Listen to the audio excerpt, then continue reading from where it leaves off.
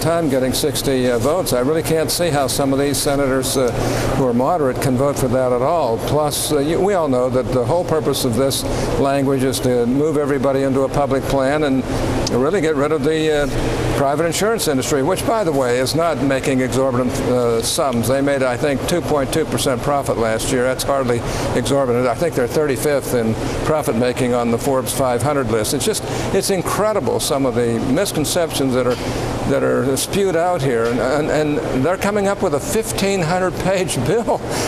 Think about it. Hillary Care was only 1,300 pages, and we almost died looking at that. You can imagine what it's going to be like before they get through with not only the Senate, if they can get it through, but also the combination of the House and the Senate in a conference. Senator Hatch, why is it that the conversation tends toward the margins? Again, should we have a public option for 5 or 10% of our population? And it becomes this huge debate about something that's accessible to almost nobody. Then we say, well, okay, we'll have an exchange where people can go buy their own health insurance, and we'll force competition, the real American spirit of competition, which certainly appeals to somebody like myself. And then I find out, well, hang on a second, the vast majority of people are not going to be able to do that either. And I'm concerned, Senator Hatch, that we're having a lot of conversation about a lot of policy ideas that do very little to reform the overall system, the employer-based system that we're dealing with. And that, to me, seems where ultimately the costs are most incurred and where the lack of choice and competition is the most glaring. Well, Dylan, you're right on what you're saying there. You know, I said from the beginning, before the debate even started, that the Democrats are going to come up with a $2 trillion add-on to the already $2.4 trillion that we're spending this year. The fact of the matter is that they're using Bernie Madoff type accounting to arrive at keeping it below $1 trillion in their argument. The fact of the matter is most of these costs don't even start until around the year 2014. So you have a 6-year plan here that, if you extrapolate it out the full 10 years, the Congressional Budget Committee says that, or the Senate Budget Committee said it'd be $1.8 trillion. Yeah. Then you add the doc fix on top of that. You're talking well over $2 trillion. And look, our economy's in trouble. We can't add that type of a burden to the economy. And to do it in a way that basically pushes us towards socialized medicine, I think, is really obnoxious. Yeah, Senator, I still, though, am confused. And as somebody, you obviously have spent a lot of time making and debating and losing some and winning some in terms of legislative battles over a period of decades. I'm confused when it is obvious that the problem lies, the expense lies in a monopoly, in the lack of choice, in outdated systems. And why is the taxpayer being asked in any way, shape, or form to expand his or her contribution of their tax dollars to fund American health care, which I suspect many taxpayers would be happy to do if they felt that the overall system was not filled with loopholes for the benefit of parties that don't have to do with being a doctor or a patient. In other words, if we had choice, if we had competition, if we had an antitrust, and then we had a debate about what to do with tax dollars, that might be a more interesting health care conversation. This just strikes me as cheap party politics. Well, it is, really. I mean, it's ridiculous, some of the arguments they're making. Of course, let's be honest about it. The Democratic Party, the vast majority of them, are very liberal, and they'd like to have a single-payer system. That's why they're going to push people into the federal government. How do they do that? They're going to require to the states that are already $200 billion in deficit, they're going to require them basically to take care of people 133% of the federal poverty level. Well, let me put that in perspective. Utah is at 74% of the federal poverty level. That would double our costs. We couldn't do it. New York is 100%. New York is in trouble now. They can't do it. California, look what a mess that's in.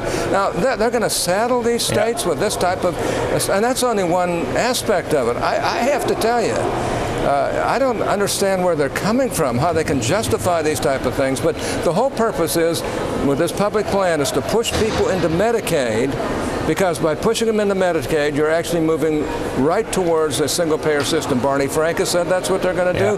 Any of those who are honest will say that's exactly what they're trying to do. Your thoughts on both the antitrust exemption and Wyden free choice? Again, and Wyden put out a statement. He's a Democrat, right? He's somebody who is politically on the other side of the aisle, but I suspect ideologically on this matter, a true American in the sense that he wants real competition and real choice. Here's Wyden's response. He says, real reform reform means empowering Americans to choose insurance that works well for them and their family while rejecting plans that don't. Including a public option is a step in the right direction. Now let's remove the firewalls in this bill that prevent Americans from choosing it. I would go on to say forget the public option, from choosing whatever it may be. I'm an employee of GE right now, Senator Hatch, and if I wanted to go out and choose a different plan for myself on the open market, I can't do that unless I forego the taxpayer subsidy that's given to my employer. And that's true for everybody in this country. How do you reconcile the antitrust exemption and the lack of free choice for everybody in America when it comes to health care? Well, the reason I have the antitrust exemption is so that the companies can get together and do some of the accounting and some of the evaluation and analysis that needs to be done in order to keep costs down. So I think if you do away with the antitrust exemption, you lose all of those advantages that really have been very helpful in us fully understanding what the costs are. Although you could do that on an exchange, but go ahead. Well, that's right. In the case of Senator Wyden, I think he's one of the more thoughtful people around here. However, if you look at his bill, it basically would, I think, do away with the private insurance market and get even more government. And I have real difficulties with this bill, even though I think there are some very good things in it. All I can say is this: he's thoughtful. I don't see how he can vote for this dog that they're trying to push over on us at this point. I don't see how Senator Bennett in Colorado can vote for it. Understood. I don't see how. But as a senator yourself, are you in favor of people like myself and everybody else being able to, whether it's Wyden's plan or somebody else's? Senator Snowe from your side of the aisle had her own version of a choice amendment. There's another Republican in the House. I think Tom Price is his name had a choice amendment. Right. Why are, for instance, the unions spending so much money advocating a public option that most union members would never be able to use? Well, because they control the whole system doing that.